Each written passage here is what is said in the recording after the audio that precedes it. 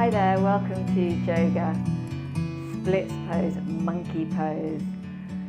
This is a pose obviously to approach with caution, but it's a very good pose to use as a way of just gauging your flexibility. And in a lot of my classes we do half splits, the kinda half of splits, which is achievable for all of us.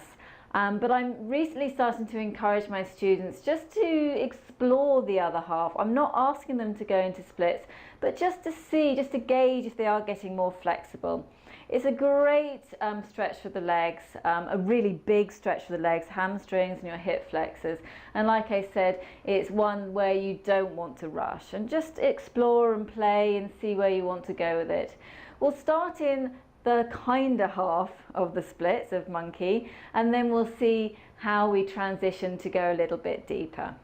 So let's start in a lunge. And I use half splits as a counter pose to our lunge, and it just releases the hip flexors that we were stretching. So we would start here in our lunge, just knee a little bit behind the hip. Your front knee is in line with your ankle, and you would maybe untuck the back toe and do some work in this lunge, which I'm not actually going to work with you today because it's all about the monkey, the big monkey pose, the splits pose. So after that, we would tuck the back toes under. I would encourage my students just to step the knee back a little bit and then bring it down again to get a little bit deeper in your hip flexors. And then we'll take it into half splits. Okay, so you can see that my hip is above the knee, and what I'm not doing is forcing my head to my knee. I'm lifting up away from the thigh, pulling the toes in, and then lengthening forwards towards the toes. My head is completely relaxed here.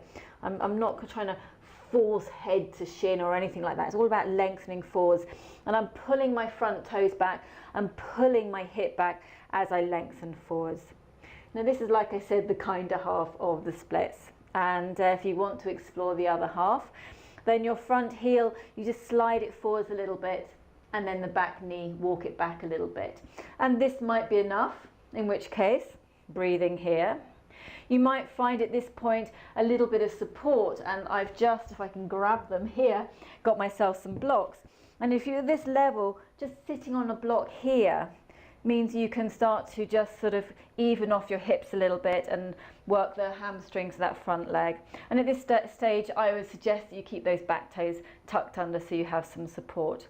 And you can just stay here for a few breaths. But if you feel there's space to go a little bit deeper, again, you're going to walk front foot and back foot away from each other as you lower down.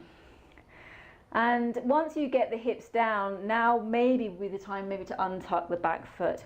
If you find that you're sort of up just maybe a couple of inches away from the floor, I have a trick for you. Do this carefully with mindfulness. You turn a little bit to the inside of your hips, and as you do that, just lengthen forwards a little bit.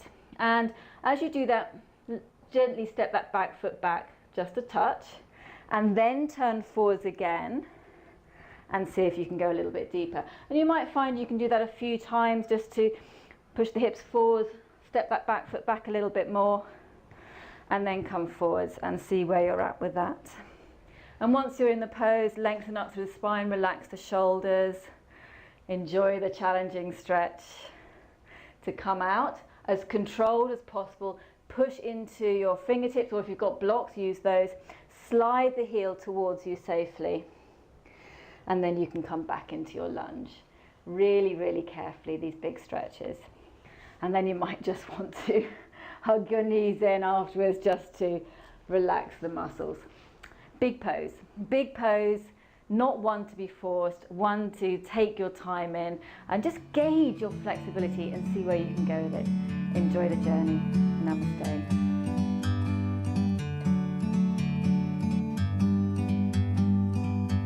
Like a bird on a tree,